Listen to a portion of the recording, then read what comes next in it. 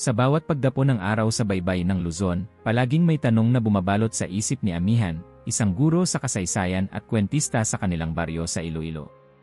Nasa likod bahay siya, tinititigan ang liwanag ng hapon habang tinutulungan ng hangin ang mga halaman niyang kamote. Sa tabi niya, ang kanyang anak na si Miguel, 5 taong gulang at puno ng tanong, hawak ang lumang globo na nabili ng kanyang ina sa ukay-ukay. Nay, bakit kaya sabi ni Lolo, mahalaga ang Pilipinas kay God? Wala naman tayong malalaking armas, wala tayong palasyo, pero sabi niya, mahalaga daw tayo. Totoo ba yun? Tanong ni Miguel, halos pabulong, parang natatakot na baka marinig ng hangin ang kanyang pagdududa. Ngumiti si Amihan, hinaplos ang buhok ng anak. Miguel, hindi mo kailangang maging malaki para maging mahalaga. May mga kwento na nagsasabing may espesyal na misyon ang ating bansa. Hindi lang basta kwento ng matatanda, kundi kwento ng lahi natin, nakasulat daw maging sa mga lumang aklat, maging sa banal na kasulatan. Biblia, usisa ni Miguel na mamangha. May mga talata raw na binabanggit ang mga isla sa silangan, mga lugar na malayo sa Israel. Sabi ng ilan, maaaring ang mga lugar na yon ay ang Pilipinas, sagot ni Amihan. Pero hindi lahat naniniwala. Sa kabilang baryo, si Tito Isko, kilalang tagapagsaliksik at dating propesor sa Maynila, ay nakatanggap ng liham mula sa lumang kaibigang teologo mula Europa. Nakasaad doon ang isang kakaibang tanong, kaibigan, napansin mo na ba kung paanong binabanggit ng Biblia ang mga isla sa silangan? Saan kaya yon? Napahinto si Tito Isko na pangiti. Mahilig siya sa mga misteryo ng kasaysayan at lalong nasasabik siya kapag kasali ang Pilipinas. Sa isang simpleng chat group sa Messenger, sinimulan niyang ibahagi ang balita sa mga kaibigan niyang Messi, sina Liza na nagtatrabaho bilang nurse sa Saudi, at si Roland, guro sa Japan. Mga kaibigan, may napansin ako. May nagsasabi raw na sa mga hula ni Isaias at sa alamat ng offer ni Solomon, baka raw may kinalaman ang Pilipinas. Alam niyo ba yon? Simula ni Tito Isko. Nagreply agad si Liza. Ha? Baka conspiracy theory lang yan, Tito. Pero gusto ko marinig, lalo na dito, dami naming bay na mahilig sa mga usaping ganito. Kwento mo. Sumingit si Roland, dito sa Japan, tinuturo ko sa mga estudyante ko ang Asian history. Pero bihira kong makita ang Pilipinas sa mga kwento ng mundo. Lagi tayong parang side character lang. Gusto ko malaman kung may mas malalim na papel tayo. Sa gabing iyon, nakaupo si Amihan sa may bintana. Habang nilalaro ni Miguel ang globo, binalikan niya sa isip ang kwento ng lolo niya. Kwento ng ginto, ng mga barko, ng mga misteryong nakatago sa mga salita ng Biblia. Pilit niyang iniintindi kung paano maaaring nakatago ang Pilipinas sa likod ng mga patinig at salitang banyaga.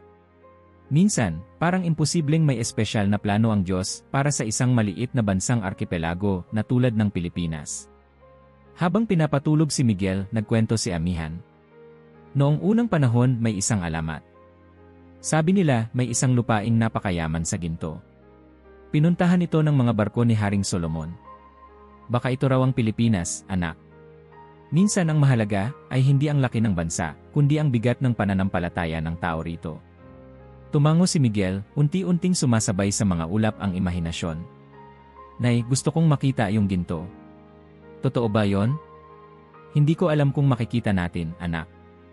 Pero baka may ginto nga, baka ang ginto ay nasa mga kwento at pananampalataya natin. Sa kabila ng kwentuhan, hindi nawala ang pagdududa ni Amihan.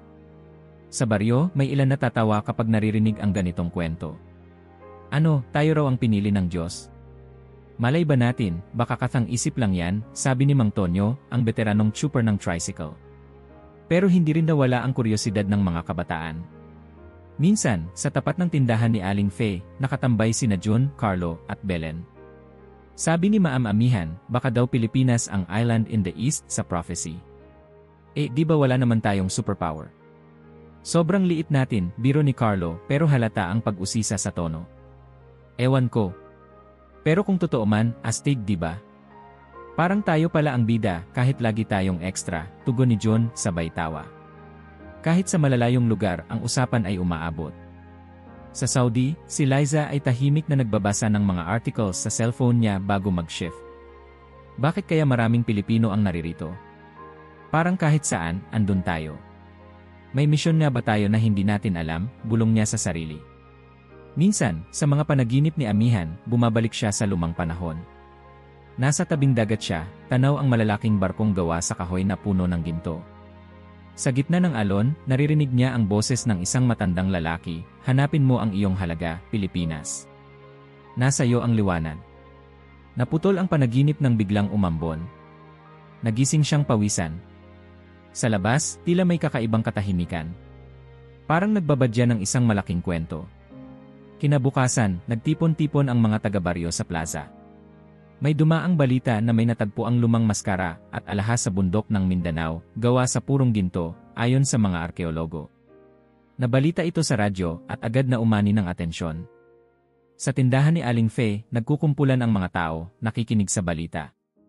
Aba, parang kwento ni Maam Amihan to ah, sigaw ni Belen, halos malaglag ang candy sa bibig. Baka nga hindi kwento lang, Belen, sagot ni Amihan, ngayon ay parang kinikilabutan sa mga pangyayari. Sa likod ng isip niya, may namumuong tanong, kung ang Pilipinas ay talagang may papel sa kasaysayan, paano kaya nagsimula ang lahat? At bakit tila hindi ito pinapansin ng buong mundo? Samantala, sa messenger group, hindi mapakali si Tito Isko. Mga kaibigan, kailangan kong malaman kung ano talaga ang koneksyon natin sa mga kwento ng ginto sa Biblia. Hindi ito basta urban legend. Baka ito ang susi sa pagkilala ng Pilipinas hindi lang sa kasaysayan, kundi sa plano ng Diyos. Nagreply si Roland, "Tito, baka pwedeng mag-Zoom meeting tayo. Sabihin mo na lahat ng alam mo. Dalhin ko rin mga estudyante ko, sigurado akong interesado sila." Nagpatuloy ang kwentuhan sa group chat. "Liza, kung ginto talaga yan, bakit parang hindi na natin maramdaman? Pero, kung totoo, mas lalo kong gustong maintindihan kung bakit kahit saan ako mapunta, parang may dahilan ako dito." Habang sumasabay ang gabi, bumilis ang tibok ng puso ni Amihan. Nais niyang alamin ang totoo. Ngunit sa bawat sagot, parang mas lalo pang lumalaki ang misteryo. Sa isang iglap, napagtanto niya na ang mga simpleng tanong ng anak niyang si Miguel, at ang biruan ng mga kaibigan niya, ay parang pahiwatig na malapit na ang simula ng isang mas malalim na kwento. Isang lihim na nag-umpisang mabunyag sa pagitan ng ordinaryong araw, sa mga kwentong luma, at sa mga mata ng mga Pilipinong naniniwala at nagdududa, umaasa at nag-aalinlangan. Ang tanong ay hindi na kung may halaga ang Pilipinas. Ang tanong ay, handa na ba tayong tuklasin ang totoong kwento ng ating lahi? Sa pag-usad ng gabi, sabay-sabay nilang narinig ang bagyong papalapit, malakas ang hangin, malalim ang ulap, tila may ibinubulong na lihim. Walang nakapansin na sa mga pag-uusap nila, isang piraso ng kasaysayan ay muling nabubuo. Sa paglipas ng oras, ang gabi ay naging mahaba. Ngunit ang tanong ay nanatili, gaya ng buhos ng ulan sa bintana, walang patid, walang kasiguruhan, ngunit puno ng pag-asa. Sa harap ng bagyo at pag-aalinlangan, nagpasya si Amihan na ituloy ang paghahanap ng kasagutan. Dahil sa bawat kwento, bawat tanong, at bawat lihim, naroon ang simula ng isang dakilang misyon. "Amihan, ito ba yung maskara ng ginto na nakita nila sa Mindanao?" Tanong ni Miguel habang pinapanood nila ang balita sa RI, nakapulupot sa kanya ang lumang kumot ng lolo. Sa tabi nila, may tray ng bagong lutong suman, pero tila walang gana si Amihan. Sa RI, isang arkeologo ang nagsasalita, ang mga artifact na ito ay patunay ng mataas na antas ng sining at kayamanan sa Pilipinas bago pa man dumating ang mga Kastila. Sa isang iglap, lumalim ang usapan sa kanilang maliit na bahay, parang binuksan ang pinto ng nakaraan. Habang humuhuni ang ulan sa bubong, tumunog ang cellphone ni Amihan. "Mensahe mula kay Tito Isko, may bago akong nadiskubre, Amihan. May ugnayan ang kwento ng offer sa ating mga alamat. May ebidensya. Zoom meeting tayo bukas ng gabi. Isama mo si Miguel, baka siya ang pinakamagaling magtanong." Nang sumapit ang gabi, nagtipon-tipon sila sa isang maliit na grupo sa online meeting, si Amihan at Miguel mula Iloilo, si Tito Isko mula Maynila, si Liza mula Saudi, si Roland mula Japan, at ilang estudyante ni Roland na may sari-sariling background, may historian, may artist, may linguist. Lahat sabik. Lahat may tanong. Bumungad si Tito Isko sa screen, likod niya puno ng lumang libro at mapa. "Mga kasama, alam niyo ba kung bakit mahalaga ang offer sa Biblia?" Panimula niya, boses ay parang pabulong na kwento sa tabi ng apoy. Ayon sa 10:22 si Haring Solomon ay nagpapadala ng mga barko tuwing ikatlong taon upang kumuha ng ginto, pilak, ivory, unggoy, at paboreal mula sa lupain ng offer. Tanong, nasaan ang offer? Nagtaas ng kamay si Liza. Hindi ba sabi ng iba, sa India raw yan o Africa? Tumango si Tito Isko. Tama, maraming teorya. Pero may mga bagay na di nababagay. Pakinggan nyo ito, bago pa man dumating ang Kastila, mayaman na tayo sa ginto. Sa Surigao, natuklasan nila ang kayamanang inilibing ng mga ninuno natin, ginintuang maskara, kwintas, sinturon, at iba pa. Sobrang pino ng pagkakagawa, parang galing Mesopotamia. Nag-interrupt si Roland, Tito, totoo ba yan? Paano kung imbento lang ng mga gustong pagandahin ang kasaysayan natin? Ngumiti si Tito Isko, parang sanay na sa tanong na ito. Tama, dapat laging may tanong. Pero tingnan natin ang ebidensya. Ipinakita niya ang slideshow ng Surigao Treasure, mga larawang high-res ng maskara, mga gintong palamuti na may disenyong hindi basta-basta. Alam niyo bang kahit ang mga simpleng tao noon, may alahas na ginto? Hindi lang ang mga datu. Maski ang mga ordinaryong tao, may kwintas na gawa sa purong ginto. Hindi yan normal para sa ibang ancient society. Pero Tito, singit ng linguist na estudyante, bakit hindi kilala sa mundo ang yaman ng Pilipinas noon? Bakit parang lagi tayong supporting cast lang? Napabuntong hininga si Tito Isko. Dahil ang kasaysayan ay sinusulat ng nanalo, at madalas, hindi tayo yon. Pero ngayon, tayo ang magtatama ng kwento. Sa Saudi, napatigil sa pag-type si Liza. Napatingin siya sa maliit na altar sa sulok ng kwarto. Tito, ano namang koneksyon ng offer sa Pilipinas? Ngumiti si Tito Isko. Narito ang mga palatandaan. Una, ang mga Austronesian mariners natin ay sanay maglayad. Kaya nilang pumunta sa India, China, at Middle East bago pa dumating ang Kastila. Pangalawa, may mga kwento tayo ng balangay, malalaking bangka na kayang tumawid ng dagat. Pangatlo, ang mga paboreal na dinala ni Solomon. Native din yan sa Southeast Asia. Pati yung ginto, Tito, tanong ni Miguel, ang mata ay naglalakbay sa pagitan ng globo at monitor. Miguel, ang Pilipinas ay napakayaman sa ginto. Hindi lang dahil sa minahan, kundi dahil sa kultura ng ginto mula Cordillera hanggang Mindanao.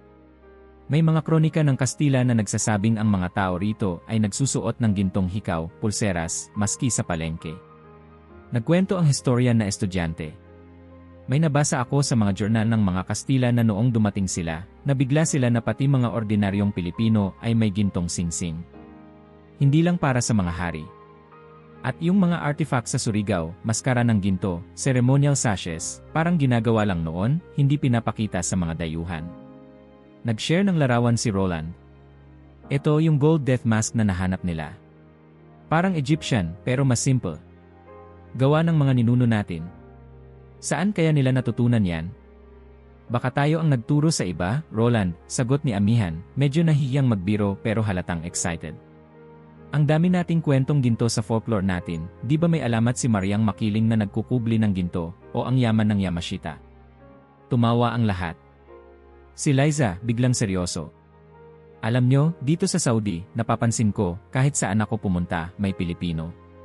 Minsan, parang ang dami nating tagong kayamanan, hindi lang ginto, kundi pananampalataya. Tumingin si Tito Isko sa kamera. Yan ang punto, Liza. Marahil hindi literal na ginto na ang yaman natin ngayon. Baka ang pananampalataya natin ang tunay na yaman, ang kwento na hindi basta-basta nawawala.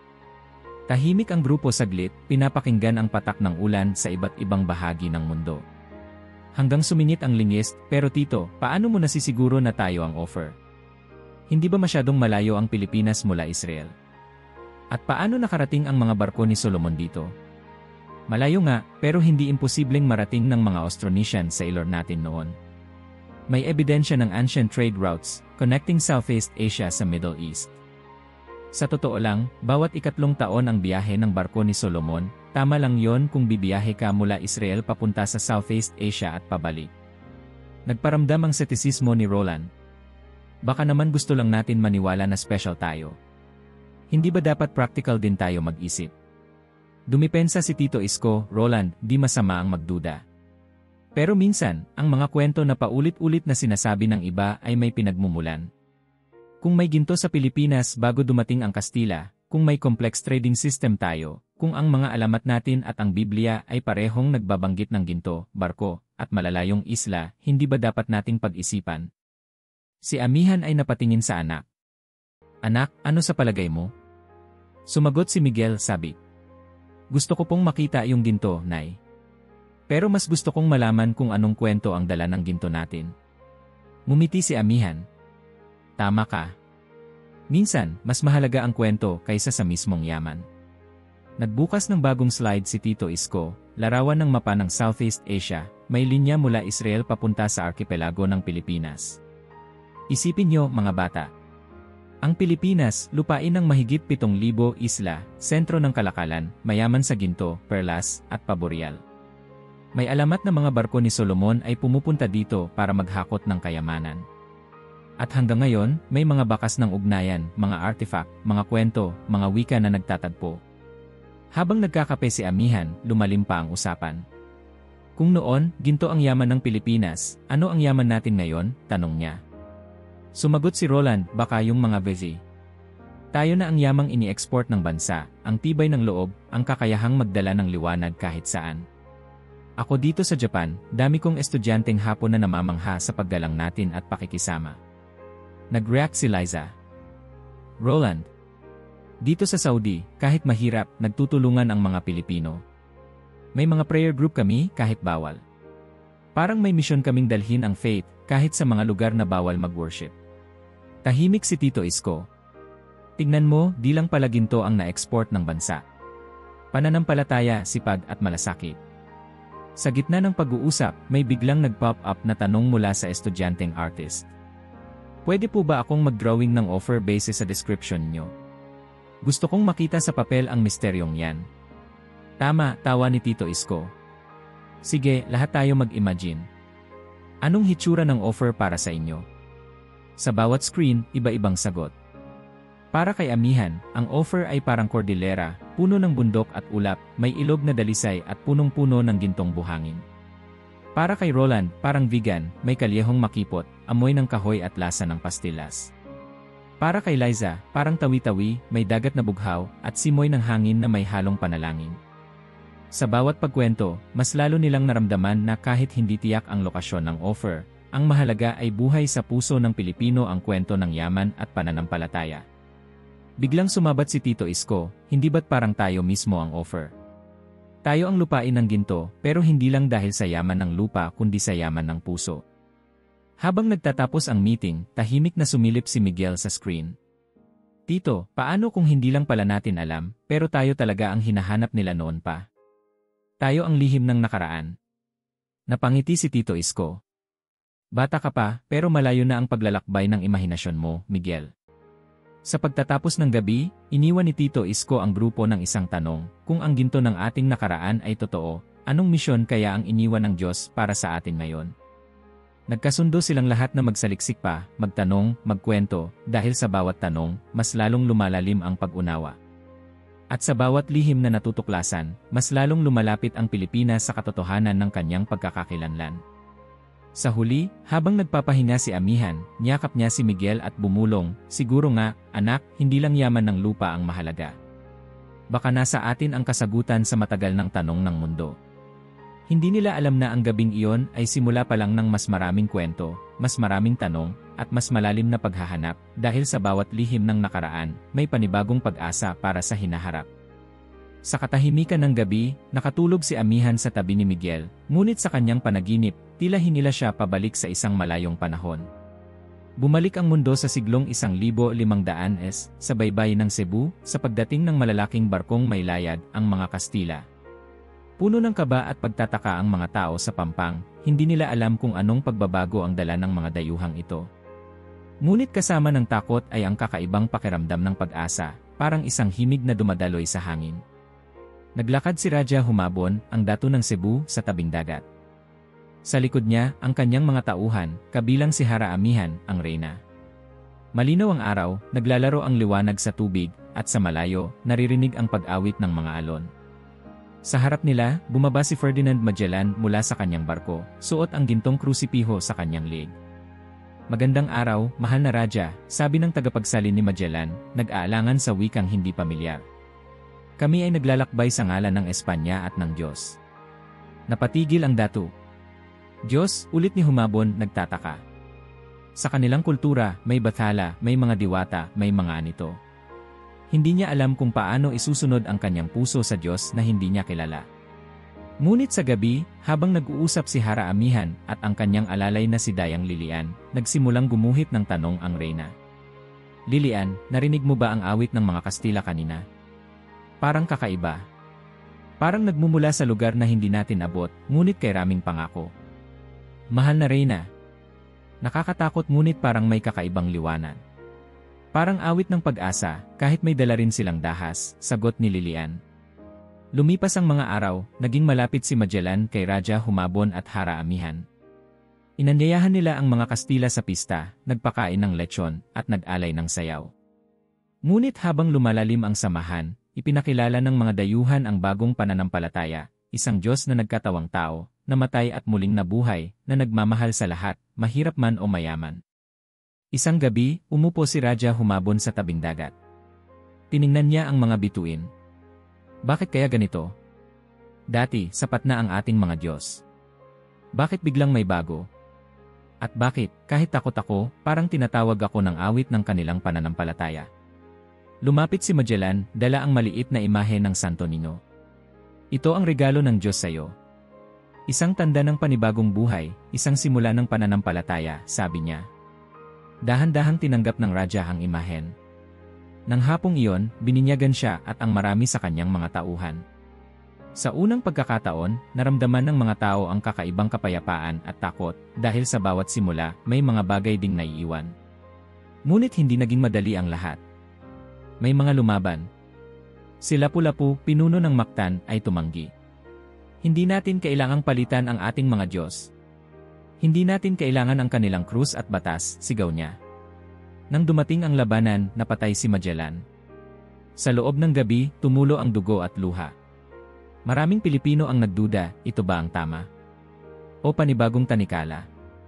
Lumipas ang panahon, hindi bumalik ang mga Kastila agad, ngunit naiwan ang krus sa pampang at ang imahe ng Santo Niño sa puso ng mga tao. Dumating ang mga praile. Sinimulan nilang turuan ang mga bata. Sa mga baryo, unti-unting naitayo ang mga simpleng kapilya, sumunod ang mga simbahang bato. Iba ang hugis, iba ang awit, ngunit sa bawat pagtipon ng mga tao, nagbago ang kanilang dasal. Lumipas ang taon, naging bahagi ng buhay ang simbahan. Naging sentro ng pag-asa at pagsuko, naging tagpuan ng mga pusong sugatan, naging kanlungan ng mga batang ulila. Sa bawat kasal, binyag at libing, nandoon ang krus, tila nagsusumpa ng bagong pag-asa. May mga kwento ng unang Kristiyanong martir, tulad ni San Lorenzo Ruiz, isang ordinaryong Pilipino, na dinakip at pinahirapan sa Japan, ngunit hindi kailanman tinalikuran ang pananampalataya. Mas pipiliin kong mamatay kaysa tumalikod sa Diyos, sigaw niya bago bawian ng buhay. Sa kwento niya, nabuo ang tapang ng isang lahi na handang tumindig, kahit ang mundo ay nagdidilim. Sa mga bundok ng Cordillera, tahimik na tinanggap ng ilan ang bagong pananampalataya, ngunit may mga nagmatigas. Bakit tayo magpapalit ng ating mga ritual? Hindi ba't dito tayo lumaki? Tanong ni Apulakay, isang matandang babaylan. Ngunit sa bawat pagbisita ng mga misyonero, sa bawat kwento ng pagmamahal at pag-asa, unti-unting natutunan ng ilan na ang pananampalataya ay hindi lang pagbago ng pangalan ng Diyos, kundi pagbago ng puso. Lumipas ang mga siglo, sumibol ang mga pag-aalsa. May mga Pilipinong tumutol sa pang-aabuso ng mga praile. May mga nagtago ng pananampalataya sa anyo ng lihim na ritual, halo ng tradisyon at bagong turo. Sa kabila ng lahat, tumibay ang simbahan sa puso ng bayan. Sa bawat kalembang ng kampana, sa bawat pista ng bayan, sa bawat Santa Cruzan at prosesyon, nabubuhay ang pananampalataya. Naging bahagi na ng identidad ng Pilipino, ang krus, ang dasal, ang awit ng i-ama namin sa sariling wika. Habang nanonood si Liza ng misa online mula Saudi, hindi niya mapigilang mapaluha. Sa bawat kanta ng Tsi Panalangin sa pagiging bukas palad, bumabalik sa alaala niya ang kanyang lola na nagturo ng dasal. Liza, tandaan mo, kahit saan ka mapunta, kasama mo ang Diyos, sabi ng matanda. Sa Japan, si Roland ay nagulat isang araw nang may estudyanteng Hapon na nagtanong sa kanya, Sensei, bakit kayo lagi nagdadasal bago kumain? Napangiti siya. Ito na ang nakasanayan namin. Dito kami humuhugot ng lakas. Sa bawat paliwanag niya, nararamdaman niyang may kakaibang liwanag sa mga mata ng mga bata. Samantala, sa Pilipinas, si Amihan ay nagkwento kay Miguel, "Alam mo, anak, dati, pinilit ng iba na ipasok ang pananampalataya sa atin.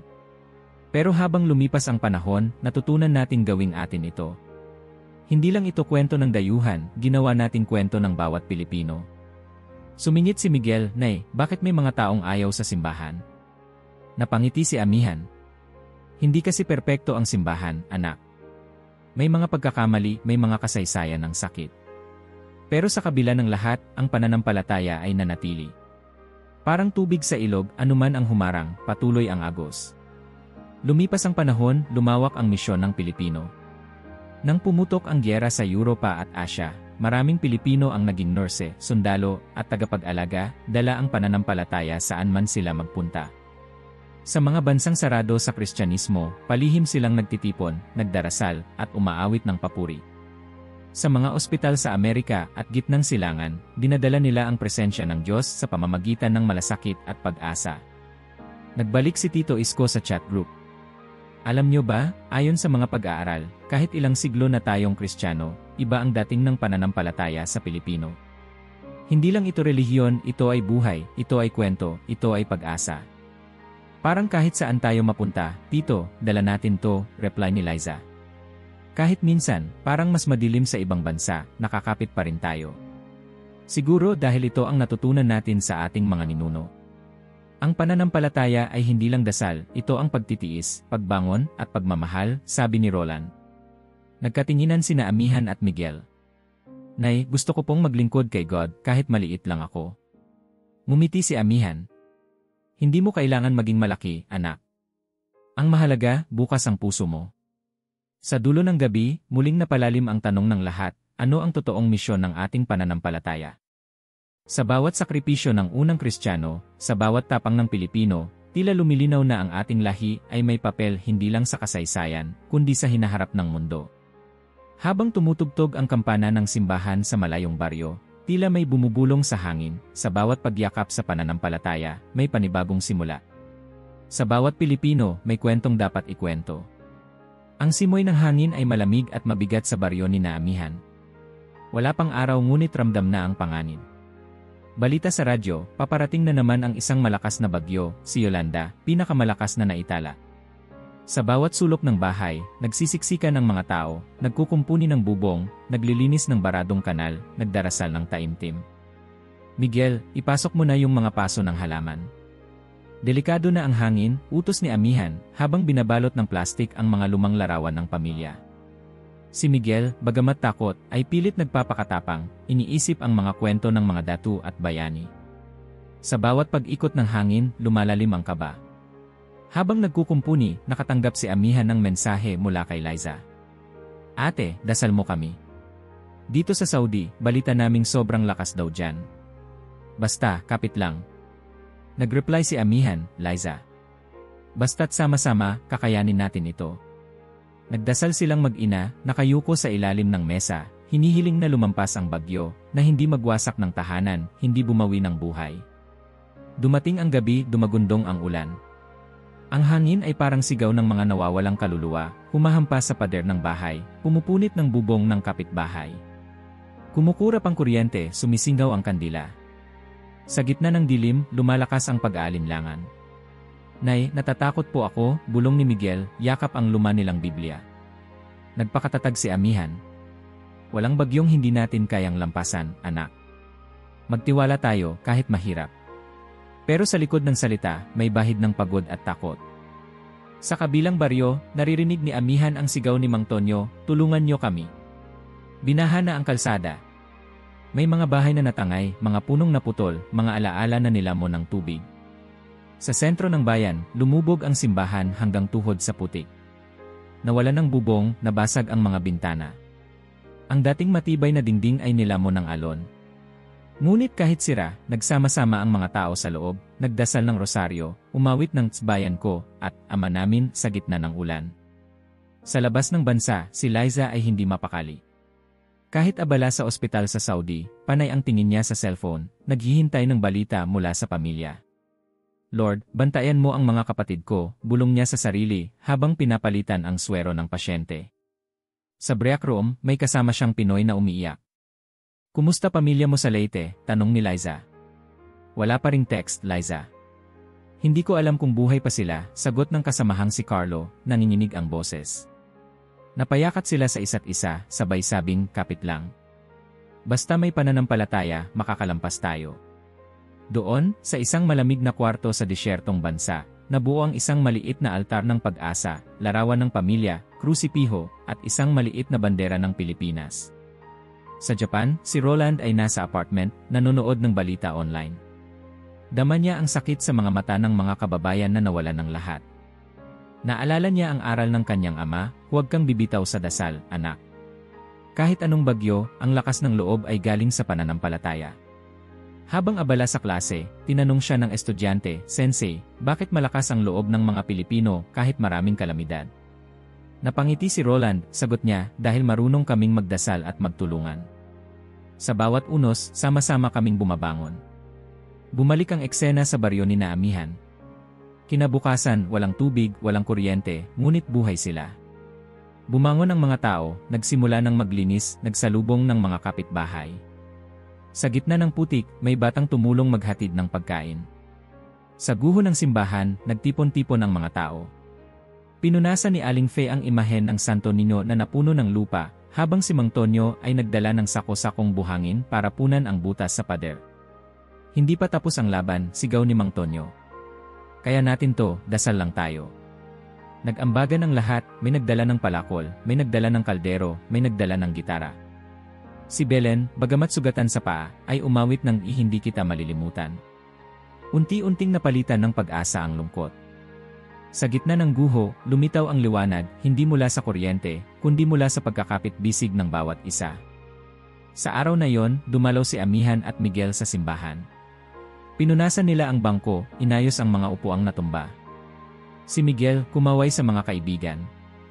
Nay, magtutulungan kami. Babalik ang simbahan. Tinulungan din ni Amihan si Aling Fe maghugas ng mga duster na nadumihan ng baha. Habang nagkukwentuhan, may dumating na balita. Isang nasi mula Amerika ang nagpadala ng donasyon para sa baryo. Salamat po, Tita Liza, sigaw ng mga bata, sabay-sabay na nagtatalon. Sa hapon, nag-organisa ang mga kabataan ng maliit na prosesyon. Kahit putikan, bitbit nila ang mga kandila. Sa gitna ng panalangin, narinig ang bulong ni Amihan, Panginoon, salamat sa lakas. Salamat sa pag-asa. Sa maliit na baryo, parang muling sumibol ang pananampalataya. Sa gabi, nagtipon-tipon ang pamilya sa harap ng gasera. Kumain sila ng lugaw at tuyo, nagtawanan, nagkwentuhan ng mga kwentong kababalaghan, mga alamat ng diwata at anghel. Ngunit sa puso ng lahat, dama nila ang tanong, bakit parang hindi tayo pinapaboran ng kapalaran? Bakit sunod-sunod ang unos? Doon sumulpot ang tinig ng hadlang. Sa isang kanto ng baryo, narinig ni Amihan ang bulong-bulungan, may silbi pa ba ang dasal natin? Paulit-ulit na lang ang bagyo. Wala namang nagbabago. Wala namang tumutulong. Ilang kabataan, napapaisip, baka wala namang pakialam ang Diyos. Parang pinabayaan na tayo. Napansin ito ni Amihan. Isang gabi, nagtipon siya ng mga kabataan sa ilalim ng punong mangga. Alam ko, pagod na kayo. Alam ko, minsan parang walang silbi ang lahat. Pero bawat bagyo, natututo tayong tumayo. Bawat unos, tumitibay tayo. Tingnan niyo ang paligid, buhay tayo. Nagkakaisa tayo. Ang pananampalataya, minsan, ay pagtitiis lang, hindi sagot agad. Si John, isa sa mga batang nagdududa, ay nagtanong, pero ma'am, hanggang kailan kami maghihintay ng sagot? Ngumiti si Amihan. Walang nakakaalam. Pero sa bawat pagbangon natin, bawat tulong, bawat panalangin, mas lumalalim ang lakas natin. At minsan, ang sagot ng Diyos ay hindi laging milagro. Minsan, ang sagot ay ikaw mismo. Sa gitna ng gabing iyon, may batang babae na nagdala ng gitara, umawit ng Lead Me Lord. Unti-unting sumabay ang lahat, ang mga tinig ay naging isang panalangin. Sa ilalim ng buwan, tila sumabay ang hangin at mga bituin, pinapakinggan ang kwento ng pagtitiis at pananalig ng mga tao. Makalipas ang ilang linggo, muling bumalik ang kuryente. Muling nagsimula ang klase, muling nagbukas ang palengke, at muling nagtayo ng bubong ang simbahan. Nagkaroon ng maliit na misa. Si Amihan, napaluhod, hindi sa lungkot kundi sa pasasalamat. Sa Saudi, natanggap ni Liza ang larawan ng baryo, mga batang naglilinis ng bakuran, mga matatandang nagtutulungan, simbahan na muling nabubuo. Napaiyak siya. Ito ang dahilan kung bakit hindi ako sumusuko, bulong niya sa sarili. Sa ospital, nag-volunteer siya sa prayer group, pinakain ang mga kapwa rey, at nagsimulang magpadala ng munting tulong sa mga nasalanta sa Pilipinas. Sa Japan, nagkaroon ng pagtitipon ang mga Pilipino. Nagdasal sila para sa mga biktima ng bagyo, nagtipon ng donasyon, at nag-ambagan ng kwento ng pag-asa. Si Roland, sa kanyang lecture, nagsalaysay ng resilience ng Pilipino. Kahit ilang bagyo ang dumaan, bumabangon ang bayan ko. Dahil ang tunay na kayamanan namin ay ang aming pananampalataya at pagtutulungan. Habang papalapit ang Pasko, nagkaroon ng prosesyon ng parol sa baryo. Gumawa ng parol si Miguel mula sa mga plastic bottle na natira sa baha. Nay, ito po ang bituin natin. Kahit anong mangyari, may liwanag pa rin tayo, sabi niya sabay abot ng parol kay Amihan. Salamat, anak. Hindi natin kailangang maging perpekto o mayaman para magbigay ng liwanag. Ang mahalaga, hindi nawawala ang pag-asa, sagot ni Amihan, niyakap ang anak. Sa huling gabi ng taon, nagtipon ang buong baryo sa sira-sirang plaza. Sa gitna ng dilim, may mga nagdala ng kandila, nagdasal, nagpasalamat. Mabuhay ang Pilipinas, sigaw ng lahat, may kasamang luha at tawa. Lumipas ang bagyo pero hindi nawala ang sugat. Ngunit sa bawat pader na itinayo muli, sa bawat awit ng papuri, at sa bawat panalangin na umakyat sa langit, naging mas matatag ang loob ng mga tao. Sa bawat kalamidad, lalong tumitibay ang bansa. At sa bawat lasi na nasa ibang bansa, sa bawat Pilipinong nahihirapan ngunit hindi sumusuko, bitbit nila ang mga aral mula sa baryo, ang hindi pagsuko, ang lakas ng dasal, at ang liwanag ng pag-asa. Kahit ilang bagyo ang dumaan, kahit ilang digmaan o pagsubok, patuloy na yumayakap ang Pilipinas sa pananampalataya. At sa bawat pagkakapit-bisig, na ipapasa ang kwento ng katatagan sa bagong henerasyon, mula baryo, hanggang lungsod, hanggang sa malalayong baybay ng mundo. Sa dulo ng bawat unos, lagi at laging may liwanag. Sa madaling araw, nagising si Liza sa malamig na kwarto ng kanyang maliit na apartment sa Riyadh. Mahigit 7 taon na siyang nurse sa Saudi Arabia, at sa bawat paggising niya, lagi niyang hinahanap ang amoy ng kape at tinapay na gawang Pilipinas, pero natutunan na niyang palitan ito ng Arabic coffee at dates. Sa tabi ng higaan, isang maliit na altar, krusipiho, larawan ng pamilya, at rosaryo na ipinabaon ng kanyang lola noong siya'y paalis. Bago pumasok sa ospital, tumawag siya kay Amihan. Ate, kamusta na kayo dyan? Maayos na ba ang bahay niyo? Boses niya ay may halong lungkot at pananabik. Liza. Unti-unti nang bumabangon ang baryo. Si Miguel, busy sa school. Miss ka na namin dito, sagot ni Amihan. Sa likod ng kanyang tinig, naroon ang matibay na sigla, pero dama pa rin ni Liza ang bigat ng layo. Naiinggit ako minsan, ate. Pero alam kong may dahilan kung bakit ako nandito. Bawat pasyente, parang pamilya ko na rin. Matapos ang tawag, naglakad si Liza sa kahabaan ng hospital corridor. Malayo man sa Pilipinas, dala-dala niya ang pananampalataya, hindi lang bilang konsuelo, kundi parang liwanag na hindi namamatay. Sa break room, nagtipon-tipon ang ilang Pilipinong nurse. May nagdala ng pansit, may kasamang panalangin bago kumain. Liza, may Bible study mamaya. Sa kwarto ni Joy, tahimik lang tayo, ha? Alam mo naman dito, bulong ni Maricel, kasamahan niya. Alam ng lahat, sa Saudi, bawal ang Christian gathering. Pero tuwing gabi, nagkikita-kita sila. May dalang gitara, mahihinang awit ng papuri, palitan ng mga mensahe ng lakas. Sa maliit na kwarto, nagiging simbahan sila. Isang gabi, dumating si Mariam, Pilipina din pero kasal sa Pakistani. Alam nyo ba, may pasyente akong Arabo na nagtanong kung bakit ang mga Pilipino daw laging masaya at matulungin. Sabi ko, may Diyos kami. Siya ang lakas namin. Napangiti siya. Sabi niya, baka nga totoo. Natahimik ang grupo. Alam nilang hindi lang sila basta manggagawa, sila ay mga tahimik na misyonero.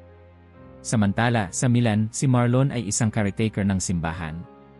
20 taon na siyang naglilinis at nag-aayos ng isang malaking, lumang basilika. Noong una, akala ko pagod lang ang kapalit ng dolyar. Pero nang makita kong halos walang tao sa misa, naisip ko, sayang ang ganda ng simbahan na ito kung walang dasal na umaabot sa kisam. Kaya nag-umpisa siyang mag-organisa ng maliit na grupo ng mga Pilipino para magdasal. Dahan-dahan, dumami sila, nagdadala ng pagkain, ng kwento, ng tawa. Nagsimulang dumalo ang ilang Italyano na curious kung bakit masigla at masaya ang mga bagong bisita. Isang araw, nilapitan siya ng matandang madre. "Marlon, bakit parang bumalik ang buhay sa simbahan? Ang daming bata, ang daming tawanan, parang muling nabuksan ang mga bintana ng langit dito." Napangiti si Marlon. "Sabi po ng nanay ko, kahit saan ka ilagay, magdala ka ng ilaw." "Siguro po, iyon ang dala namin dito." Sa London, si Grace ay caregiver. Halos 7 taon na rin siyang hindi nakakauwi. Tuwing linggo, naglalakad siya papunta sa malapit na park, dala ang sandwich at maliit na Bible. Sa park, tumatambay ang iba pang Pilipino at doon sila nagkakaroon ng munti ngunit pusong prayer meeting. May mga dumadaan na Briton, nagtatanong kung ano ang ginagawa nila. "Just praying and singing po. You can join if you want," sabi ni Grace. Isang beses, sumama ang isang matandang British na babae. "I haven't sung Lainan for years. Thank you for reminding me of early childhood," sabi nito. Habang nagkakape, nagkwentuhan sila tungkol sa pamilya, lungkot at pag-asa. Napansin ni Grace na hindi lang pala mga Pilipino ang uhaw sa liwanag, kahit ibang lahi, naghahanap ng pag-asa. Sa Hong Kong, si Jonel ay kasambahay.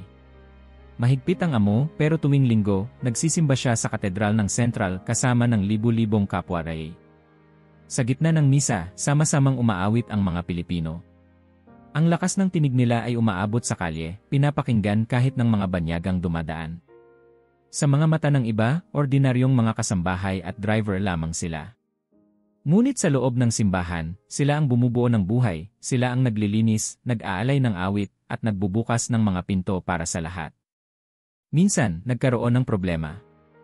May ilang nasi na inaresto dahil sa pagtitipon-tipon. "Huwag kayong matakot," paalala ng pari. Ang pananampalataya hindi nakakulong sa pader. Kahit saan, kahit kailan, dala ninyo ang liwanag. Sa bawat sulok ng mundo, iba-iba ang kwento ng Pilipino. Pero iisa ang lagay ng loob, hindi lang sila bumibiyahe para kumita, bumibiyahe silang dala ang isang misyon na hindi nila laging namamalayan. Sa Middle East, lihim ang mga pagtitipon. Sa Europa, sila ang bumubuhay ng mga lumang simbahan. Sa Amerika, sila ang backbone ng maraming ministry at charity work. Kahit sa mga lugar na hindi ligtas para sa Kristiyano, matatag ang pananalig. Hindi kailanman naging hadlang ang layo, kultura o pagsubok. Nagkaroon ng online meeting si Liza kasama si Roland at ilang masi mula Italy, Canada at Australia. "Kamusta kayo dyan?" tanong ni Liza. Si Roland ay masaya, nagpapalago ng Filipino Community Church sa Osaka. "Liza, alam mo ba, may mga Japanese na nagsimulang mag-attend ng Bible study namin. Simple lang, kwento-kwento, tapos sharing ng pagkain. Sabi nila, ngayon lang daw nila narinig ang mga awit ng pag-asa." Sumabat ang isang Marie mula Australia. "Dito naman, may mga nag-volunteer kami sa food bank. Madalas, kami ang nagsisimula ng panalangin bago mamigay ng pagkain." Marami tuloy ang napapaisip, bakit laging masaya ang mga Pinoy kahit pagod at malayo? May pumukaw na tanong mula sa isang batang May, si Paolo, na bagong dating sa Qatar. "Bakit kaya ganon? Parang kahit saan, laging may Pilipino. Parang hindi lang kami basta nagtatrabaho, parang may utos talaga sa atin." Sumagot si Liza, "Siguro kasi sanay tayong maging ilaw kahit sa dilim. Mula pa noong mga unang Kristiyano, misyon na natin ang magdala ng pananampalataya. Hindi lang tayo nagpapadala ng remittance, nagpapadala tayo ng pag-asa." Nagkatawanan sila, pero sabay din nilang naisip kung gaano kabigat at kadakila ang papel na yon. Sa bawat pagtitiis, bawat pagtulong, at bawat pagngiti, nag-iwan sila ng bakas ng liwanag. Sa Pilipinas, si Amihan at Miguel ay madalas makatanggap ng mga kwento at videos mula kay Liza at sa mga kamag-anak abroad. Minsan, pinapanood nila ang misa online galing Rome, kita ang dami ng Pilipino sa chore. Sa bawat awit, dama ni Amihan ang ugnayan, isang malakas, tahimik na misyon na kumakapit mula baryo hanggang syudad, mula Pilipinas hanggang ibang kontinente. Isang araw, sumulat si Miguel ng liham para kay Liza. "Tita, gusto ko pong maging nurse din balang araw. Pero gusto ko rin pong tumulong sa ibang tao, katulad mo. Sabi ni Mama, ang galing ninyong magdala ng pag-asa kahit malayo." Sana po, maging misyonero rin ako kahit maliit lang. Naiyak si Liza nang mabasa yon. Lord, salamat sa regalo ng pamilya at pananampalataya, bulong niya habang hinahaplos ang rosaryo. Sa isang ordinaryong araw, parang karaniwan lang ang buhay ng Day. Maaga ang gising, mahaba ang trabaho, mahirap ang kalungkutan. Pero sa tuwing may sakit na gumagaling, batang napapangiti, kaibigang natutulungan, at simbahan na muling nabubuo, natutupad ang isang misyon na hindi nasusulat sa kontrata. Kahit ang mundo ay hindi laging nakakakita ng himala, sa mata ng Diyos, bawat Pilipino sa diaspora ay tahimik na alagad, isang ilaw sa dilim, isang awit sa gitna ng katahimikan. Ang misyon ay nagpapatuloy, walang tunog ng kampana, walang fanfare, walang medalya. Ngunit sa bawat panalangin, bawat ngiti, at bawat lihim na pagtitipon, binabago nila ang mundo, isang maliit, tahimik, at dakilang paraan. Tahimik ang gabi sa bahay ni Amihan. Nagtipon-tipon sila ni Tito Isko, Miguel, at ilang guro mula sa bayan. Online, sumali sina Liza at Roland, pati na rin ang mga kaibigang iskolar mula sa Italy at Japan. Sa gitna ng lamig, may mainit na kape, at sa gitna ng usapan, muling bumalik ang lumang tanong, ang tanong ng hula, ng misyon, at ng totoong papel ng Pilipinas sa kasaysayan. Mga kaibigan, panimula ni Tito Isko, madalas tayong napapaisip, totoo bang may propesya sa Biblia tungkol sa Pilipinas? O masyado tayong umaasa sa kahulugan ng mga lumang salita? Sumingit ang isang batang guro, si Ana, Sir, maraming nagpo-post online ng Isaiah 24:15 sa silangan, luwalhatiin ang Panginoon sa mga pulo ng dagat. Sabi ng ilan, tayo raw yon. Pero hindi kaya generic lang ang tinutukoy na isla? Tumango si Liza mula Saudi. Minsan nga, parang gusto lang nating maramdaman na espesyal tayo. Pero paano kung may katotohanan din? Paano kung may mas malalim na ibig sabihin? Kinuha ni Tito Isko ang lumang Biblia, binasa ang talata. Isaiah 24:15, kaya't sa silangan ay luwalhatiin ang Panginoon, dakilain ang pangalan ng Diyos ng Israel sa mga pulo ng dagat. Nagtaas ng kilay si Roland, mapagbiro ngunit seryoso. Pulo naman talaga tayo. Pero hindi lang naman tayo ang pulo sa mundo. Bakit tayo? Nagsalita si Amihan, maingat at tahimik. Baka hindi lang literal na pulo ang tinutukoy. Baka mas mahalaga yung karakter, ang bayan na kahit maliit, nagliliwanag sa gitna ng dilim. Sumingit ang isa pang iskolar, si Prof. Hernandez mula Roma. Sa totoo lang, maraming bansa ang umaangkin sa hula ng Biblia. Ang mahalaga, paano natin hinuhubog ang sarili natin sa pananampalataya at misyon. Hindi sapat na sabihin, kami ang pinili, kailangan ding mabuhay sa pananampalataya. Pero Prof, tanong ni Liza, bakit parang hindi nararamdaman ng ibang bansa ang ganitong misyon? Saglit na natahimik ang grupo. Pinagmasdan ni Tito Isko ang bawat mukha sa screen. Dahil siguro, Liza, mas nararamdaman ng Pilipino ang pananampalataya bilang pang-araw-araw na sandata. Sa dami ng unos at hirap, natutunan nating tumingin sa itaas. Nagbukas ng lumang libro si Ana. Saking 10 oras 22 minuto, tungkol sa ginto ng offer, maraming argumento. Hindi malinaw ang eksaktong lokasyon. Baka Pilipinas, baka India, baka saan pa. Pero malinaw ang simbolismo, ang kayamanan ng isang bayan ay hindi lang ginto, kundi ang pananampalataya at malasakit ng tao roon. Tumawa si Miguel, sabay tanong, Tito, kung ang Pilipinas nga ang tinutukoy, ano pong dapat naming gawin? Ngumiti si Tito Isko. Hindi kailangan maging hari o bayani. Kailangan lang maging matapat sa maliit at malaki. Minsan, ang dakilang misyon ay yung simpleng paggawa ng tama, araw-araw. Pumukaw sa usapan ng tinig ng hadlang, si John, dating estudyanteng kritiko. Hindi ba delikado ring isipin na tayo ang pinili? Paano kung nagiging arogante tayo, o ginagamit ito para hindi umaksyon? Napaisip si Amihan. John, tama ka. Hindi dapat gamitin ang pinili bilang palusot sa kahinaan o pagkukulang. Ang tunay na pinili ay naglilingkod, hindi nagmamalaki. Nagpapakumbaba, hindi nagmamataas. Nagbahagi ng karanasan si Roland. Sa Japan, may mga estudyante akong nagtatanong, Sensei, bakit mo ginagawa lahat ng ito? Sabi ko, kasi sa kwento ng aming bayan, laging may liwanag kahit sa dilim.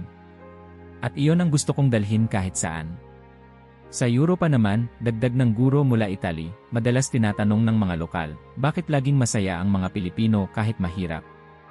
Sabi ko, dahil sanay tayong maghintay at umasa. Baka nga iyon ang misyon natin, maging larawan ng pag-asa para sa iba. Napailing si Ana, ngunit nakangiti.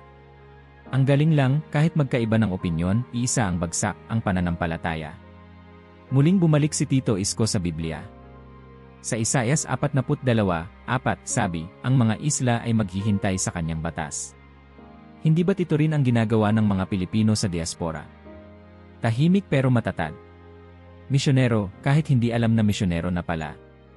Tahimik ang grupo, parang sabay-sabay na umiinom ng mainit na kape sa lamig ng gabi.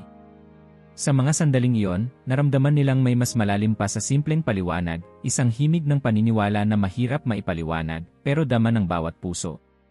Maya-maya, bumulong si Liza. Parang ang misyon pala ay hindi lang nakasulat, kundi isinasabuhay. Sumang-ayon si Amihan. Tayo ang kwento at buhay ng propesya. Bawat sakripisyo, bawat dasal, bawat pagbangon sa unos, bahagi ng kwento ng isang bayan na hinubog ng pananampalataya. Hindi na siguro mahalaga kung tayo nga ang literal na tinutukoy sa propesya, sabat ni Prof. Hernandez. Ang mahalaga, ano ang gagawin natin ngayon? Habang pinapatay ni Amihan ang ilaw sa sala, napatingin siya sa anak. Miguel, tandaan mo, mas mahalaga ang ginagawa kaysa sa pinaniniwalaan mong title. Ang tunay na propesya, araw-araw mong nililikha sa pagkatao mo. Sa chat, nagsimula ng magpaalam ang grupo. Salamat sa diskusyon, Tito Isko. Kahit walang final answer, mas naliwanagan kami, sabi ni Ana. Salamat din sa inyo. Baka nga hindi natin kailangan ng sagot, kundi panibagong tanong at panibagong hakbang, sagot ni Tito Isko, sabay pindot sa live meeting. Sa katahimikan ng gabing iyon, may payapang bumalot sa baryo ni Amihan. Sa bawat bahay, bawat lasi sa ibang bansa, bawat batang Pilipino, isang tanong ang iniwan, kung ikaw ang bahagi ng propesya, ano ang kwento ng buhay mo? Ano ang ginagawa mo sa liwanag na dala mo? At sa dulo ng lahat, natanto ng bawat isa, baka nga mas malaki pa ang plano para sa kanila, at sa simpleng araw-araw, natutupad nila ang kanilang bahagi sa dakilang misyon. Sa bawat umaga na sumisikat ang araw sa Pilipinas, may mga kwento ng tagumpay at kabiguan na bumabalot sa bawat sulok ng bayan. Ngunit may mga kwento ring hindi nakikita ng mata, mga kwento ng labanan na hindi laban sa tao, kundi laban sa takot, pagdududa, at kadiliman na unti-unting pumapalibot sa puso. Sa isang baryo sa Mindanao, tahimik na dumating ang balita. Isang batang babae, si Ruth, ang anak ng guro ng barangay, ay pinalayas mula sa kanilang paaralan matapos mapabalitang nagsusulong ng Bible study tuwing recess. Nag-alala ang kanyang nanay, ngunit tumindig si Ruth sa gitna ng takot. Ma, sabi mo, kapag tama ang ginagawa, huwag matakot kahit marami ang kalaban, bulong niya, yakap ang lumang Biblia. Sa Saudi, mas lalo pang humigpit ang mga patakaran laban sa mga Kristiyanong pagtitipon. Sa isang sulok ng ospital, si Liza at mga kaibigan ay nagtipon sa isang silid ng pasyente na pinaghihinalaan ng mga otoridad. Pakiusap Lord, itago mo kami, dasal ni Liza habang tahimik nilang binasa ang salmo at nagpalitan ng mga kwento ng lakas. Isa sa kanila, si Mark, ay muntik nang ma-deport matapos mahuling may hawak na Biblia sa bus. Walang-wala na po akong takas kundi ikaw, bulong ni Mark sa gabi bago siya kinabukasan dinala sa interogasyon. Sa Europa, sa isang simbahan sa Italy, si Marlon ay nakitang lumuluha habang nagsisindi ng kandila. Ang dating punong-puno ng simbahan, ngayon ay halos bakante. Saan na ang mga tao? Tanong niya sa pari. Wala na bang naniniwala? Sumagot ang pari, minsan, parang natutulog ang pananampalataya dito. Pero yung init ng loob ng mga Pilipino, parang sinusunog ang lamig ng simbahan. Sa Amerika, si Grace ay naging tagapagsalita sa isang outreach para sa mga migranteng Asyano. Dati, mahiyain siya. Ngayon, parang hindi mapipigilan ang tapang. Maraming taon na ring tahimik akong naglilingkod. Pero ngayon, alam kong may laban na hindi ko dapat takasan. Tuwing may lasi na umiiyak sa homesickness o takot, siya ang unang lumalapit, nagdarasal ng taimtim, nagbibigay ng tapik sa balikat, umaalalay sa mga bago sa bansa. Ngunit sa kabila ng lahat, mas naging agresibo rin ang hadlang. May mga balita ng simbahan na sinusunog sa Africa, mga Kristiyano na nililitis at kinukulong sa Middle East, mga anak na pinagtatakwil ng magulang dahil sa pananampalataya sa ilang bahagi ng Asia. Sa Pilipinas mismo, dumarami ang balitang ang kabataan ay tumatalikod na sa pananampalataya, nalululong sa bisyo, o nadadala ng impluensya ng social media na nagpapalakas ng pagdududa. Isang gabi, nagkaroon ng online prayer meeting ang grupo ni Liza, Amihan, Roland, at ng iba pang nasi. Mga kapatid, panimula ni Roland, hindi lang tayo nagpapadala ng pera sa Pilipinas. Nagpapadala tayo ng panalangin, ng lakas ng loob. Sa bawat pagsubok dito, mas tumitibay tayo. Sumingit si John, dating kritiko na ngayon tahimik na sumasama na sa mga pagtitipon. Noon, puro tanong lang ako. Pero ngayong damang-dama ko na ang bigat ng mundo, parang hindi ko kayang bumangon kung walang dasal. Sa Japan, may batang estudyante si Roland na biglang nagtanong, "Sensei, may Diyos pa ba?" Hindi ko na alam kung para saan ang lahat. Napahinto siya, ngunit mumiti. Alam mo, kahit minsan hindi natin nararamdaman, ang Diyos ay parang hangin, hindi mo nakikita, pero naririnig mo sa galaw ng mga dahon. Minsan, sa isang mall sa Hong Kong, nagtipon ang grupo ng mga Pilipina para mag-Bible study. Biglang dumaan ang pulis, napatigil sila sa awit. Nanginginig si Jonel habang nilalapit ang Biblia sa bag, pero hindi nila binawi ang ngiti. Kahit saan tayo mapunta, magkasama tayo kay Lord, bulong ni Jonel, sabay yakap sa kaibigang umiiyak. Habang palala ng palala ang hamon, mas nagningning ang ilaw ng pananampalataya ng mga Pilipino. Isang gabi, matapos ang bagyo sa baryo ni Amihan, muling nagtipon ang mga bata para sa rosaryo sa gitna ng guho.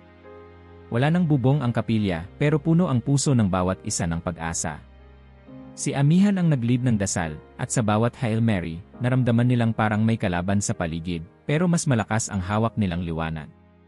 Si Liza, sa gabi ng kanyang kaarawan, hindi nag-celebrate sa mamahaling restaurant, kundi nag-volunteer sa outreach para sa mga bagong dating na bayi.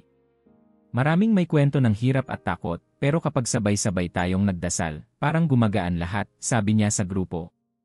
Sa Amerika, si Grace ay tumulong sa isang batang Vietnamese na walang kaibigan sa school. Hindi ako Pilipino, pero gusto ko yung awit niyo. Pwede ba akong sumama? Tanong ng bata. Siyempre, lahat dito welcome. Dito, pamilya tayong lahat, sagot ni Grace. Unti-unti, nadadagdagan ang maliit nilang komunidad, hindi lang Pilipino, kundi pati ibang lahi, nadadala ng kabaitan at pananampalataya. Isang gabi, nagkausap sa chat si Tito Isko at si Prof. Hernandez mula Roma. Isko, bakit parang lumalalim ang labanan ngayon? Tanong ng propesor. Tingin ko, Prof, hindi na laban ng baril at bala. Laban ito ng pag-asa laban sa takot. Laban ng katotohanan laban sa kasinungalingan. At hindi lang ito sa Pilipinas. Pandaigdigan na ito, sagot ni Isko. Ang tanong, paano natin ipapasa ang apoy sa susunod na henerasyon? Tanong ni Prof. Hernandez. Napabuntong hininga si Isko. Siguro, sa bawat maliit na kabutihan. Sa bawat dasal na tahimik.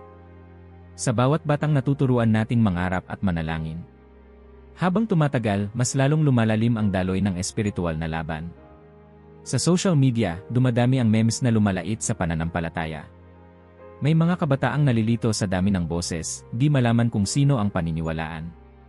Ngunit sa bawat batang Pilipino na natutong magdasal bago matulog, sa bawat lasi na lumuhod sa loob ng banyo para magdasal ng palihim, sa bawat lola na nagrorosaryo tuwing hapon, mas nagiging matatag ang liwanag ng pananampalataya. Sa huling bahagi ng gabi, nagtipon ang pamilya ni Amihan para sa isang simpleng salu-salo. Kumakain ng tinulang manok, nagtatawanan, nagkukwento ng mga plano sa buhay. Nay, natatakot ka pa ba minsan? Tanong ni Miguel. Ngumiti si Amihan, niyakap ang anak. Anak, lahat naman tayo natatakot. Pero kapag natatakot ako, nagdadasal lang ako. At natatandaan ko, bawat takot, natatalo ng dasal. Habang papatapos ang gabi, sumabog ang ulan sa labas. Ngunit sa bawat bahay, may sindi ng kandila, may awit ng papuri, may dasal ng pag-asa. Walang bagyo, digmaan, o pananakot ang kayang patayin ang liwanag ng pananampalataya sa silangan. Sa huli, napagtanto ng bawat Pilipino, bawat laban ay espiritual. Hindi laban ng laman at dugo, kundi laban ng puso at diwa. At sa bawat sandaling pinipili nilang kumapit sa liwanag, nananalo sila, tahimik, matatag, at may dalang liwanag na hinding-hindi mamamatay. Habang unti-unting sumisikat ang araw sa silangan, dahan-dahan ding gumigising ang mga bayan at lungsod ng Pilipinas, maliit ngunit buhay na buhay, parang mga alitaptap sa kadiliman ng mundo. Mula Batanes hanggang Tawi-Tawi, bawat baryo ay may sariling kwento ng pakikibaka, pag-asa, at pananampalataya. Parang tayo raw ay lungsod sa burol, Nay, tanong ni Miguel habang tinutulungan si Amihan maglinis ng bakuran isang linggo ng umaga. Nakasabit ang parol sa bintana kahit tapos na ang Pasko, tradisyon na ng pamilya, paalala na ang liwanag ay hindi lang para sa isang gabi. Anak, sagot ni Amihan, may ngiti sa labi. Ang ibig sabihin noon, kahit maliit, makikita ka ng lahat. Kapag may liwanag ka, hindi mo kayang itago. Parang tayo, kahit saan mapunta ang Pilipino, dala natin ang liwanag ng pananampalataya at pag-asa. Sa Maynila, sa isang matandang simbahan, nagmamasid si Tito Isko habang puno ng tawang misa. Maraming balikbayan, may mga dayuhang turista, may mga batang naglalaro sa labas. Tumayo siya sa likod at pinakinggan ang humilya ng pari. Ang totoong yaman ng bayan ay ang pananampalataya ng kanyang mga anak. Tayo ay tinawag hindi para yumaman, kundi para maging ilaw sa iba. Sa bawat dasal, sa bawat yakap, dama ni Isko na may kakaibang apoy sa puso ng mga Pilipino, apoy na nagpapainit kahit sa malamig na hangin ng Enero. Samantala, sa Saudi, si Liza ay tumulong sa outreach para sa mga bagong dating na bayi. May isang kabataang lalaki, si Jeric, na halos mawalan ng pag-asa matapos iwan ng amo at mawalan ng trabaho. Lumapit si Liza, inabot ang isang tasa ng kape, at nagdasal ng tahimik. Kapatid, hindi ka nag-iisa. Bawat unos may liwanag na kasunod. Napaluha si Jeric, at sa unang pagkakataon matapos ng maraming buwan, nakatulog siya ng mahimbing.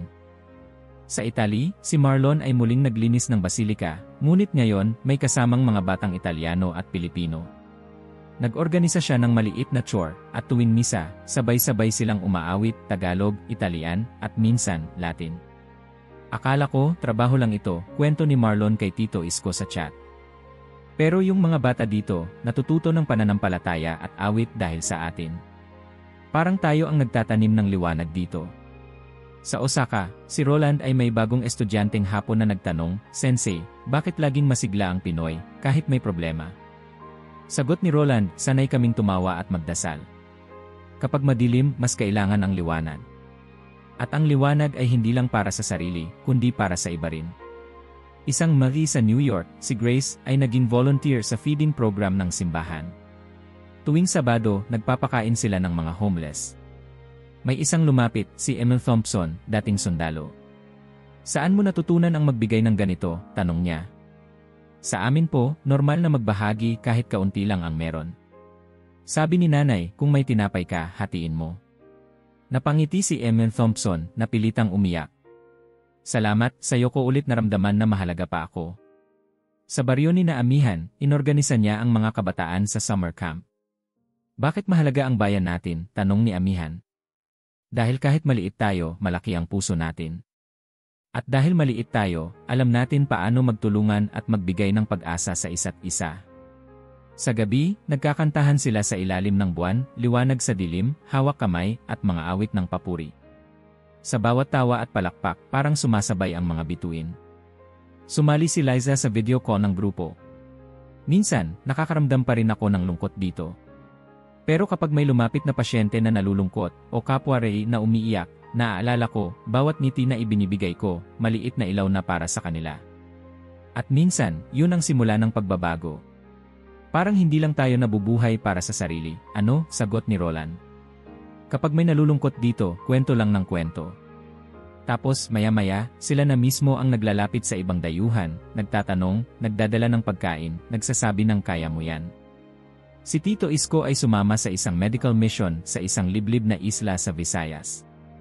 Habang tinutulungan ang mga doktor, napansin niyang kahit walang kuryente, walang cellphone signal, ang mga tao ay nagkakantahan, nagdarasal, at nagtutulungan. Ito ang tunay na lungsod sa burol, bulong niya sa sarili. Walang takot, walang pagmamayabang, liwanag lang na pinapasa mula isa hanggang isa pa. Sa isang araw ng linggo, pinadala ni Amihan ang mga bata sa outreach. Pinuntahan nila ang mga matandang hindi makalakad. Tita, ang saya po pala tumulong, sigaw ng isa. Anak, kapag nagbigay ka ng liwanag, ikaw din ang naliwanagan, sagot ni Amihan. Nagtipon ang buong grupo sa online call. Liza, Roland, Marlon, Grace, Amihan, Tito Isko, nagbahagi ng kwento at dasal. Minsan, parang hindi natin napapansin ang epekto ng ginagawa natin, sabi ni Grace. Pero kapag may taong lumapit at nagsabing, dahil sa'yo, nabuhay ulit ang pananampalataya ko, doon mo mararamdaman na kahit maliit ka lang, mahalaga ka. Tumawa si Miguel, sabay sabing, ang galing, Nay. Parang superhero pala ang mga Pilipino. Ngumiti si Amihan. Superhero, pero hindi dahil sa lakas, kundi dahil sa puso. Lahat tayo, kahit saan dalhin ng kapalaran, pwede maging liwanag. Habang naglalatag ng banig si Tito Isko sa ilalim ng gabi, pinanood niya ang mga bituin. Lungsod sa burol, bulong niya. Pilipinas, maliit na bansa, pero malaki ang liwanag. Sa bawat Pilipinong nagbibigay ng pag-asa, nagbubukas ng pinto, nagdarasal para sa iba, patuloy ang pagningning ng ating lahi. Sa huli, ang misyon ng Pilipino ay hindi lamang tumayo at mabuhay, kundi magbigay ng liwanag, hindi lang para sa sarili, kundi para sa mundo. Ang tunay na kayamanan ng bayan ay hindi lang ginto o yaman ng lupa, kundi liwanag ng pag-asa, lakas ng pananampalataya, at diwa ng pagbibigay. At sa bawat hakbang, bawat pagtawa, bawat panalangin, at bawat liwanag na naipapasa, hindi man malaki ang Pilipinas, hindi man siya makapangyarihan, siya ay lungsod sa burol, isang ilaw na hindi kailanman kayang itago. Nag-uumaga na sa baryo ni Amihan. Humahaplos ang malamig na hangin, ngunit sa bawat pagdapo ng liwanag sa lumang bintana, damang-dama niya ang panibagong simula. Nakaupo siya sa may hagdan, tangan ang tasa ng mainit na tsokolate, habang pinagmamasdan si Miguel na nilalaro ang lumang globo na minana pa nila sa kanilang lolo. Mama, sa tingin mo po, saan pa kaya aabot ang Pilipinas? Tanong ni Miguel, seryoso ang mukha, parang nagbabadya ng malalim na usapan. Hindi ko alam, anak, sagot ni Amihan, marahang hinaplos ang likod ng bata. Pero alam ko, malayo pa. Ang kwento natin, hindi dito natatapos. Lahat ng pinagdaanan natin, ginto, unos, pananampalataya, pagkakalat natin sa mundo, lahat yun may dahilan. Tayo ang nagdadala ng ilaw at may misyon pa tayong hindi lubos na nauunawaan. Sa Maynila, si Tito Isko ay nagkukumpuni ng mga lumang papel at mapa, iniisa-isa ang mga tala ng mga diskusyon nila ng mga kapwa iskolar. Maraming taon ko nang sinusundan ang misteryo ng propesya, bulong niya sa sarili. Pero ngayon, alam ko nang ang tunay na hiwaga ay hindi kung saan tayo binanggit, kundi kung paano tayo mamumuhay. Sa mga pagbabalik tanaw niya, nakita niyang mahalaga ang bawat tanong, bawat pagtatalo, bawat pagdududa, sapagkat doon lumalalim ang pagkatao. Sa Italy, habang naglilinis ng simbahan, si Marlon ay biglang napahinto. Tiningnan niya ang mga batang Italiano at Pilipino na sabay-sabay naglalaro sa harap ng altar. Ang misyon ko, hindi pala natatapos sa paglinis ng sahig, napangiti siyang napapailing. Dito nagsisimula ang bagong henerasyon. Hindi na lang ako alagad, ako ang guro, ako ang ilaw, kahit hindi ko laging napapansin. Si Liza naman, pauwi na mula sa night shift sa Saudi, iniisip ang mga kwento ng bawat Pilipinong nakasalamuha niya, mga kababayang sumuko, mga nagpatuloy, mga nagpasya na kahit mahirap, hindi bibitaw sa pananampalataya. Sa bawat dasal na binubulong ko dito, sa bawat pag-abot ng kamay sa nalulungkot na kapwa, alam kong ako ang misyonero ngayon. Lahat tayo may papel, malaki man o maliit. Sa Osaka, si Roland ay nagpatuloy sa pagtuturo ng Filipino history, ngunit mas malalim na ang kanyang approach. Ang kwento natin, mga bata, ay kwento ng liwanag. Hindi mahalaga kung gaano tayo kaliit o gaano kalayo ang naabot natin. Ang mahalaga, paano natin gagamitin ang kwentong yon para magbigay ng pag-asa. Pati ang dating hadlang, si John, ay tahimik na sumasama sa mga pagtitipon ng panalangin. Dati, puro tanong at pagtutol ang alam ko, ikinuwento niya minsan kay Amihan sa Messenger. Pero habang pinagmamasdan ko ang mga ginagawa ng bawat Pilipino sa mundo, parang mas kailangan ko ng sumama. Siguro, ang misyon natin ay hindi para sa sarili lang. Baka mas malaki ang dapat gawin. Dumating ang isang gabing tahimik, nagtipon-tipon online ang buong grupo, Amihan, Tito Isko, Liza, Roland, Marlon, Grace, at si June sa kabila ng iba't ibang time zone, sabay-sabay silang nagbahagi ng kwento, dasal, at plano. Mga kaibigan, panimula ni Tito Isko, napansin niyo ba? Lahat tayo, kahit anong propesya, kahit anong alamat, kahit saan tayo dalhin, nananatili tayong konektado. Hindi tayo naghiwa-hiwalay dahil lang sa pangarap o trabaho. Nagkaisa tayo dahil may isang ilaw na dala-dala natin. Sumingit si Grace mula New York. Dito, hindi ko akalain na isang simpleng Pinay lang ako. Pero bawat araw, may lumalapit na Amerikano, Vietnamese, o kahit anong lahi, nagtatanong kung bakit daw hindi ako naubusan ng ngiti. Sabi ko, kasi alam ko may dahilan ang bawat araw. Dito sa Italy, dagdag ni Marlon, maraming bata ang natutong magdasal at umasa dahil lang nakita nilang masaya ang mga Pilipino kahit malayo sa pamilya. Napaisip ako, baka nga hindi lang ako tagalinis dito.